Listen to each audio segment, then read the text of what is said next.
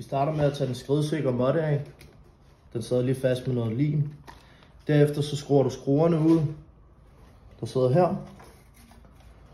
Og inde bagved, der har du ladeindgangen heroppe, som fører ned til, som sidder sammen med batteriet i en samlemuffer der. Piller vi lige det her af.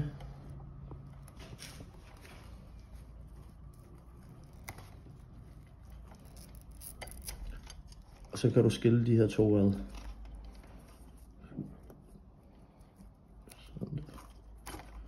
Sådan der. Så har du den her. Og så er det egentlig bare at udskifte ladeindgangen. Sæt den nye på. Sæt mufferne sammen igen. Og skru pladen på. Og så lige give måtten noget lim. Og sæt den på igen.